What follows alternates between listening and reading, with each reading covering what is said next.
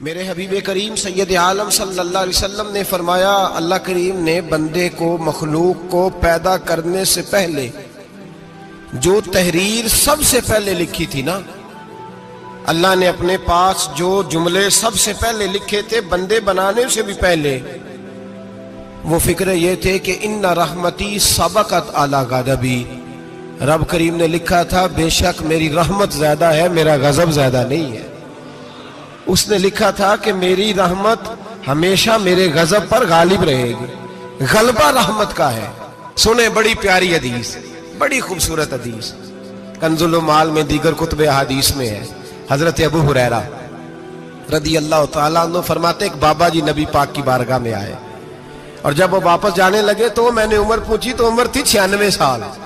کہتے ہیں بزرگ جب آئے نا تو یہ بھویں جو ہے نا ان کی سفید ہو کے تو یوں آنکھوں پہ آ گئی، بڑی چھڑی بابا جی نے پکڑی ہوئی اور دونوں ہاتھ پکڑ کے نا چھڑی کے اوپر جھکے ہوئے ہیں ایک جانب، قربان جاؤں۔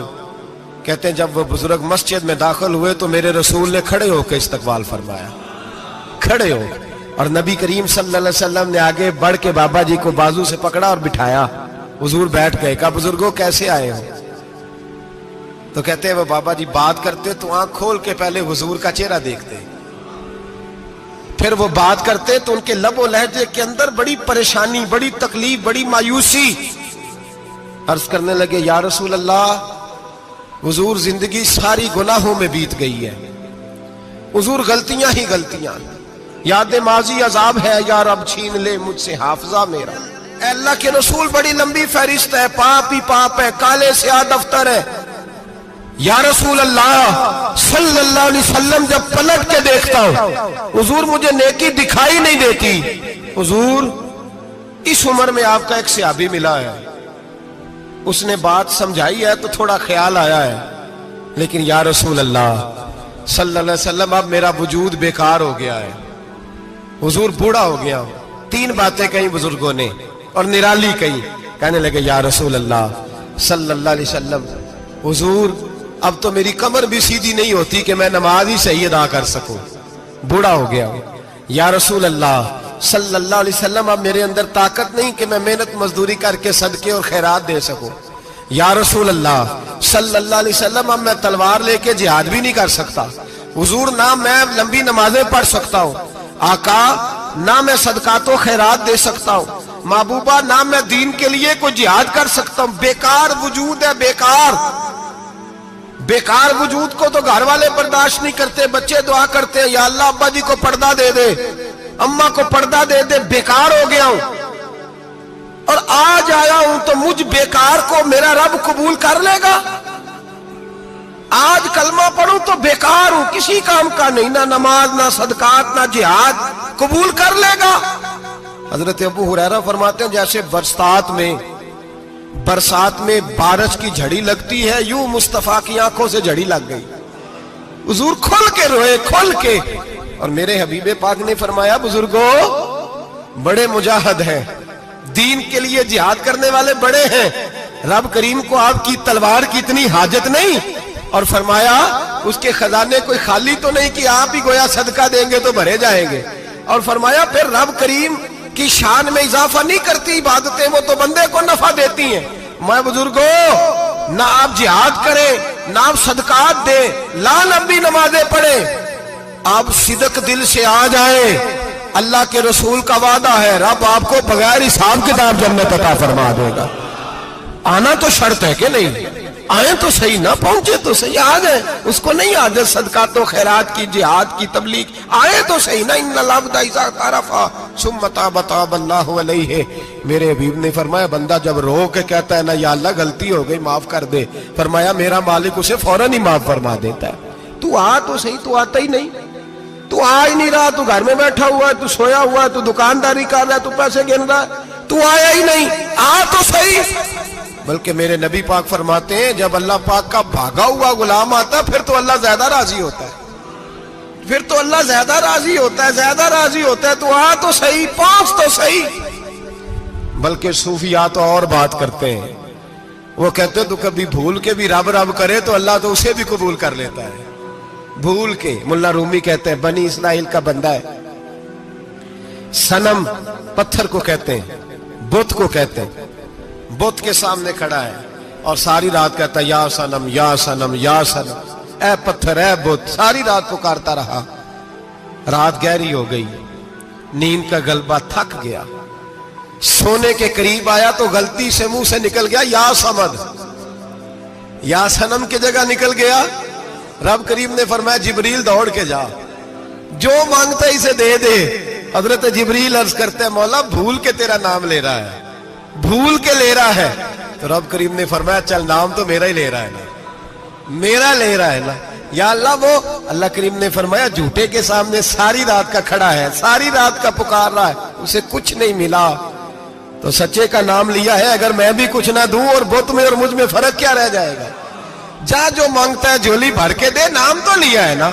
ओ भाई तू बहाना तो बना ना, ओ आ तो सही ना, तू यहाँ आ जा, पहुंच जा, आ जा, बस बैठ जा, उसकी बारगाह नाज में हाजिर तो हो ना। तुझे फुर्सत ही नहीं, तू यारों के लिए टाइम निकालता है, बाजारों के लिए टाइम निकालता है, गलियों के लिए टाइम निकालता है, चौकों चौराहों के लिए टाइम निकालता है, हफ्ते में एक दिन होटलिंग के लिए भी जाता है, लेकिन कभी छुप के दो नफलों की तुझे तौफीक नहीं होती। और मैं कई दफा कह चुका हूं, जिस बंदे को बगैर इबादत के रिज़्क ज्यादा मिलने लग जाए उस पर आजमाइश होती है रब करीम की। अल्लाह फरमाता है इसको पैसे दो, इसे आने ना देना, इसको को चल पैसे दौड़ जा। लोग समझते हैं मैं बड़ा ज़हीन हूं, अक्लमंद हूं, देखो मैं अपनी होशियारी से चालाकी से आगे निकल गया। तो आजमाइश है, ये तो आजमाइश है रब करीम की तरफ से, ये तो उसकी खुफिया तदबीर है। मेरे भाई उसकी बारगाह नाज तक जो आ गया, आना तो हमारी जिम्मेदारी है कि नहीं, फिर उसकी रहमत आगे बढ़ के इस्तकबाल कर लेती है, फिर अल्लाह का फजल उसको थाम लेता है उस बंदे को। और खुदा की रहमत कितनी ज्यादा है। मेरे हबीब करीम सैयद आलम सल्लल्लाहु अलैहि वसल्लम ने फरमाया अल्लाह ने अपनी रहमत के 100 हिस्से किए। हुजूर फरमाते हैं एक हिस्सा अल्लाह ने दुनिया में नाज़िल किया है। कितना? एक हिस्सा।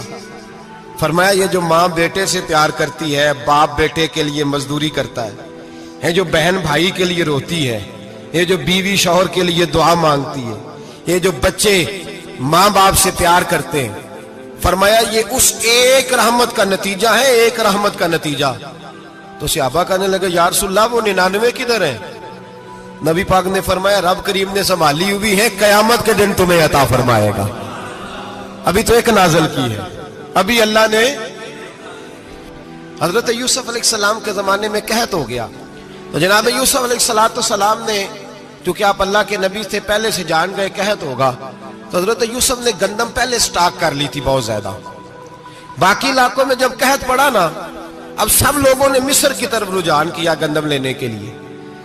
तो हजरत यूसुफ अलैहिस्सलाम ने ना शहर के दरवाजे पर बंदे खड़े कर दिए। फरमाया जो बंदा आए ना उससे 2 सवाल पूछना। जो आएंगे लोग गंदम खरीदने, जो आए 2 सवाल पूछना। एक पूछना कहां से आया है और एक पूछना लेके क्या आया है।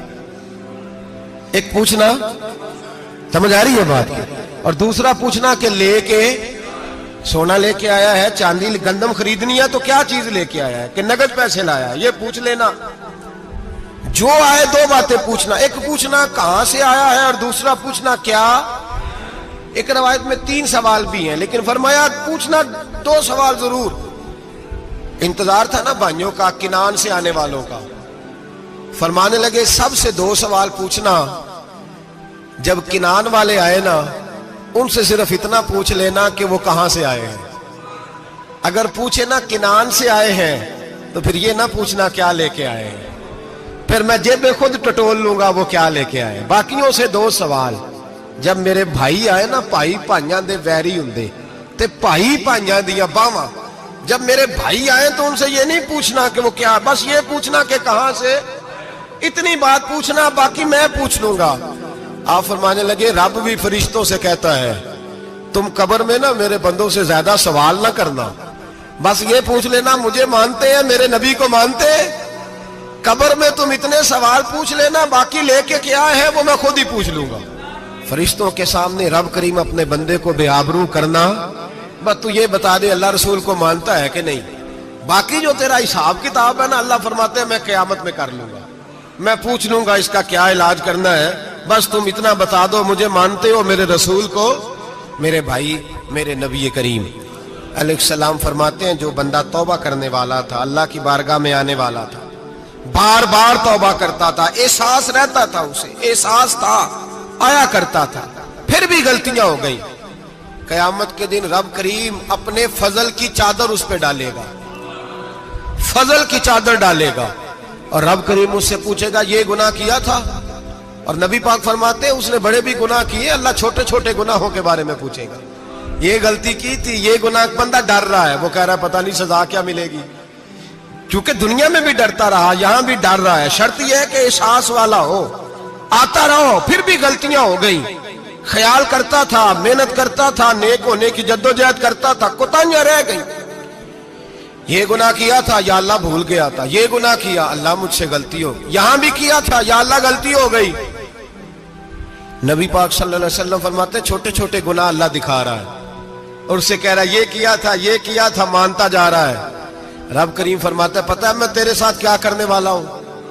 ٹانگیں کانپ گئی، یا اللہ پتہ نہیں، فرمایا میں تجھے ان گناہوں کے بدلے نیکیاں دینے لگا ہوں، ان گناہوں کے بدلے نیکیاں۔ نبی پاک فرماتا ہے فٹافٹ ہی بول پڑا، کہنے لگا یا اللہ میں نے تو بڑے بڑے گناہ بھی کیے، اگر تو نے گناہوں کے بدلے نیکیاں دینی ہیں تو میرے تو بڑے بڑے پاپ بھی ہیں، وہ دوسرے کدھر ہیں؟ میرے حبیب کریم علیہ الصلوۃ والسلام فرماتے ہیں رب مسکرائے گا جو رب کی شان کے لائق ہے، اللہ فرمائے گا تیرے دل میں احساس تھا، تو آیا کرتا تھا، تو توبہ کرتا تھا، تو میری بارگاہ ناز میں آتا تھا، پتہ تیرے اوپر چادر کیوں ڈالی ہے؟ یا اللہ نہیں، فرمایا میں تجھے اپنی رحمت کی چادر میں چھپا کے جنت میں داخل کرنا چاہتا ہوں۔ میرے بھائی تو آ تو صحیح، تو پہنچ تو صحیح۔ میرے نبی کریم علیہ الصلوۃ والسلام نے ایک دن صحابہ سے پوچھا ایک بات تو بتاؤ، بخاری مسلم کی حدیث ہے، یا رسول اللہ پوچھئے۔ نبی پاک صلی اللہ علیہ وسلم نے فرمایا اگر کوئی آدمی صحرا میں سفر کر رہا ہو، بہت بڑا صحرا ہو، اونٹ پر اس کا سفر ہو اور اس نے اونٹ پر کھانے پینے کا سامان باندھا ہو، پیسے بھی رکھے ہو، پانی بھی رکھا ہو، تھک گیا سفر کرتا کرتا، درخت کی ایک ٹہنی کے ساتھ اونٹ کی نکیل باندھی اور درخت کے نیچے لیٹ گیا آرام کرنے کے لیے۔ اللہ کے حبیب فرماتے ہیں اچانک اس کی آنکھ لگ گئی، جب جاگا تو اس نے دیکھا کہ اونٹ تو غائب ہو گیا ہے، اب نہ کھانا ہے، نہ پانی ہے، نہ پیسے ہیں، اور صحرا بڑا لمبا ہے، پیدل سفر بھی نہیں کر سکتا۔ تھوڑا سا ڈھونڈا، پھر موت کا انتظار کرنے لگا، سوچنے لگا اب موت آئے گی، اب مر جاؤں گا۔ اللہ کے محبوب فرماتے ہیں تھوڑی دیر گزری، جب بالکل مایوس ہو گیا تھا تو اچانک نظر پڑی تو اونٹ اس کا سامنے کھڑا تھا۔ نبی پاک سے صحابہ سے پوچھتے ہیں بتاؤ، اس کی کل کائنات اجڑ گئی تھی، راز ضائع ہو گئی تھی، ہر شے لٹ گئی تھی، دوبارہ اسے مل گئی ہے، بتاؤ اسے کتنی خوشی ہوگی؟ صحابہ کہنے لگے یا رسول اللہ نئی زندگی مل گئی اس بندے کو، وہ ساری دنیا سے زیادہ راضی ہے۔ تو میرے کریم رسول صلی اللہ علیہ وسلم نے فرمایا رب کریم کا نافرمان بندہ جب اس کی بارگاہ میں آ کے توبہ کرتا ہے تو اللہ اس سے بھی زیادہ راضی ہو جاتا ہے۔ نافرمان جب آ کے کہتا ہے یا اللہ معاف کر دے، آئندہ نہیں کرتا، میں اللہ تو راضی ہو جاتا ہے۔ اور حبیب پاک علیہ السلام فرماتے ہیں وہ اتنا کریم ہے، جب بندہ اپنے رب سے صلح کر لیتا ہے، توبہ کر لیتا ہے، تو اللہ زمین کو کہتا ہے تو بھول جا میرے بندے نے گناہ کیا ہی نہیں، آسمان سے کہتا ہے تو بھول جا میرے بندے نے گناہ کیا ہی نہیں۔ پھر رب کریم فرشتوں سے فرماتا ہے کہ مٹا دو جو تم نے لکھا تھا، میں نے اپنے بندے کے ساتھ صلح کر لیا۔